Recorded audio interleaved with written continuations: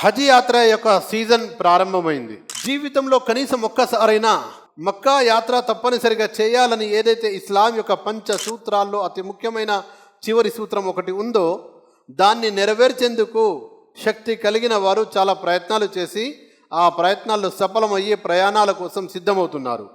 ఇలాంటి తరుణంలో చాలామంది చేసే అటువంటి కొన్ని ధర్మ విరుద్ధమైన పనులు ఏముంటాయంటే, హజ్ యాత్ర శక్తి కలిగిన వారిపై అది తప్పనిసరిగా చేయాల్సినటువంటి యాత్ర. అలాంటి హజ్ యాత్రను వారు ఆ యాత్రకు వెళ్ళే ముందు లేక వచ్చిన తర్వాత, కొంతమంది వెళ్ళే ముందు మరియు వచ్చిన తర్వాత కొన్ని ధర్మ విరుద్ధమైన బిదఅత్ కల్పిత కార్యాలకు పాల్పడుతుంటారు.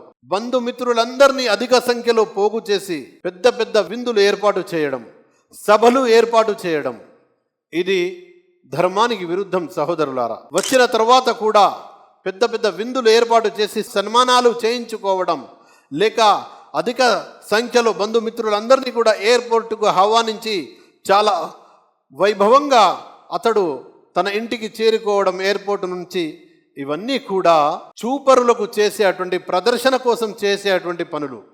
ఇలాంటి పనులను దైవం ఏమాత్రం ఇష్టపడడు సహోదరులారా.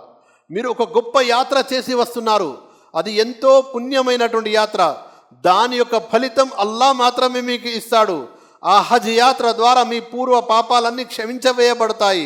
అలాంటి గొప్ప యాత్ర హజ్ యాత్రను ఎంతో డబ్బు ఖర్చు పెట్టి ఎంతో శ్రమ కోర్చి మీరు చేసినటువంటి ఆరాధనలన్నీ కూడా వృధా కావాలని మీరు చేస్తున్నారా? ఈ ప్రయత్నాలు, ఈ ప్రజలకు చూపు కోరే అటువంటి పనులు, ఈ విందులు, వినోదాలు, సభలు, సమావేశాలు, ఇవన్నీ కూడా ధర్మానికి విరుద్ధం సహోదరులారా.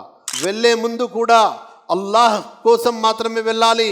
అల్లాహ్తో స్వచ్ఛమైన మనస్సుతో తౌబా చేసుకొని తమ పాప పంకిలమైనటువంటి జీవితం నుంచి ప్రక్షాళన గావించే అటువంటి ఒక అద్భుతమైన అవకాశాన్ని అల్లాహ్ కల్పించాడని అల్లాహ్కు కృతజ్ఞతలు తెలియచేసుకుంటూ, బంధుమిత్రులందరికీ కేవలం సమాచారం అందిస్తే చాలు.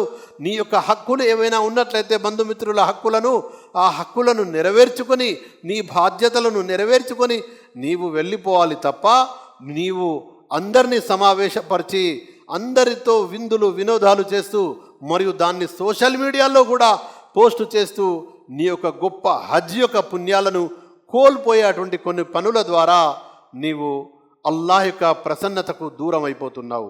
హజ్ యాత్రికుడా, హజ్ చేసే వారులారా, అల్లాహ్ ప్రసన్నత కోసం మాత్రమే హజ్ చేయండి. కేవలం ఆ హజ్ మీ పాపాల ప్రక్షాళన, ఆ తర్వాత మీ జీవితం సన్మార్గంపై సాగాలనేటువంటి సంకల్పంతో హజ్ చేయండి తప్ప, ప్రజల మధ్య నేను హాజీని అని పిలిపించుకోవాలని చేసినట్లయితే దాని యొక్క పర్యావసనం చాలా ఘోరంగా ఉంటుంది. కాబట్టి హజ్కి వెళ్ళే ముందు కూడా కొంతమంది అఖీఖాల పేరుతో చాలామంది బంధువులను కూడా సమావేశపరుస్తున్నారు, కొంతమంది ఇస్తిమాల పేరుతో సమావేశాలు ఏర్పాటు చేస్తున్నారు.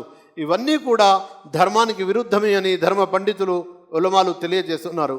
కాబట్టి హజ్ యాత్రికుడు తను స్వయంగా తన బంధుమిత్రులకు తెలియజేసి, ఫలానా రోజు వెళ్తున్నాను, మీరు అంతా కూడా నా కోసం దువా చేయండి, నేను నా యొక్క ఏమైనా పొరపాట్లు ఉంటే మన్నించండి, ఏమైనా హక్కులు ఉన్నట్లయితే వాటిని నెరవేర్చేందుకు నేను సిద్ధంగా ఉన్నానని ఆ హక్కులను నెరవేరుస్తూ అతడు సంపూర్ణ హజ్ యాత్ర చేయాలి తప్ప చూపరులకు ప్రదర్శన కోసం ఎలాంటి ధర్మానికి విరుద్ధమైన పనులు చేయకూడదు.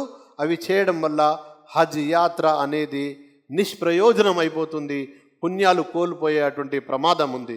కాబట్టి హజ్ యాత్రికులారా, ఈ విషయాన్ని గమనించి మీరు స్వచ్ఛమైన మనస్సుతో హజ్ యాత్ర చేయాలి. హజ్ యాత్ర చేస్తున్నప్పుడు మీ మనస్సులో దైవ భావన, దైవ భక్తి ఉట్టిపడాలి. ఇబ్రాహీం అలైహిస్సలాం గారి త్యాగం రావాలి, ఇస్మాయిల్ అలైహిస్సలాం గారి త్యాగం మీ మనస్సులో మెదలాలి. ధర్మం కోసం, శాంతియుతమైనటువంటి తఖ్వా, దైవ భీతితో కూడిన జీవితం కోసం ఎలాంటి పరీక్షలనైనా ఎదుర్కోవడానికి నేను సిద్ధంగా ఉన్నాను అన్న తలంపుని మనస్సులో రావాలి. నీవు కుర్బానీ జంతువును జుబా చేస్తున్నప్పుడు నీ మనస్సులో ఉన్న అన్ని రకాల చెడులను నేను త్యాగం చేస్తున్నానన్న సంకల్పం నీ మనస్సులో రావాలి. అప్పుడే నీ హజ్ ప్రయోజనం అవుతుంది. అలా కాకుండా చూపర్లకు చేసినట్లయితే నష్టమవుతుంది. అలాంటి పనులన్నిటి నుంచి కూడా రక్షించబడాలి. అల్లా హజ్ యాత్రికులను క్షేమంగా హజ్ యాత్రా స్థలం మక్కాకు చేరుకుని మరియు క్షేమంగా తిరిగి ఇంటికి చేర్పించేటువంటి భాగ్యం కలిగించుగాక. అస్సలాము అలైకుం వరహమతుల్లాహి వబర్కాతుహు.